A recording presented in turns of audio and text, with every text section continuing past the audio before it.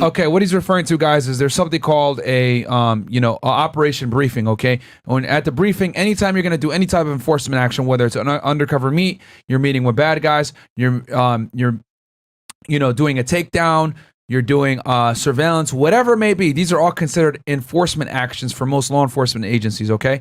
And what you're going to do is you're going to do a briefing. Everyone that's going to be involved in the briefing is going to be there. You're going to delegate roles, right? So let's say it's an arrest warrant. Hey, you guys are going to be perimeter. You guys are going to be the entry team. You guys are going to be the mobile team, which is basically maybe you identify people that are there. Then you're going to have someone else, an interview team, a delivery team, or basically like a driver team where guys like transport the bad guy to wherever they need to go, especially with these big operations where you're arresting 50, 100 people at a time. You got a command center, you got the case agent there delegating roles, everything else like that. So that's what happens at the briefing. You're setting everything up. So now that we know what an operation briefing is, let's talk about operation briefing when it pertains to undercover operation. So what the NYPD detective was saying is correct. You are going to have a meeting, but it's going to be a little bit more detailed than that. A lot of times you're going to identify who the meeting is going to be with. You're going to have the confidential informant meet the entire briefing team so everyone knows who the confidential informant is, so there's no accidental shootings or accidents or whatever it may be. Then the undercover is obviously going to be there as well.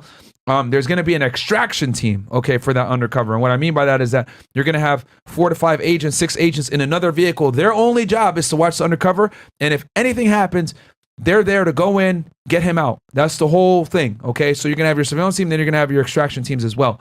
So undercover operations are very dangerous. So, so you're making sure that the undercover is wired up. You can hear everything going on, right?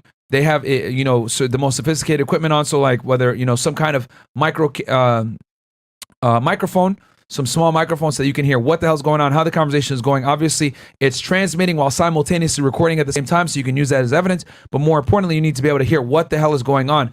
And if there is an issue, a lot of times the undercover, this is all public information, there'll be a safe word that the undercover, or a phrase, which will be like the distress signal. He'll say something like, obviously it's not help, but let's say to make things simple, it's help. Then the extraction team knows to go in, grab him, get him out, deal with any perpetrators that might be trying to harm the undercover, and then the rest of the surveillance units converge in as well. Obviously, that's the worst case scenario. You don't never want that to happen because now the case is blown. But you have to take these prerequisite steps to ensure that the undercover and the confidential informant are both safe, because you are in a situation where it's extremely dangerous. You're dealing with criminals.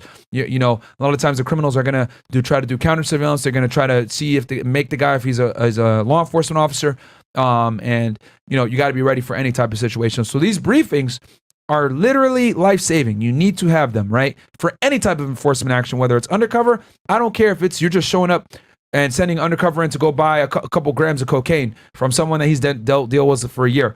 You have to always have a briefing. And we used to have a rule with HSI. Most agencies have this too. If you don't go to the briefing, you can't go to the operation. And I used to have that as a case agent, strict rules. If an agent was like, yo, I want to help out, whatever. If you didn't come to my briefing, I'd be like, no, you can't help.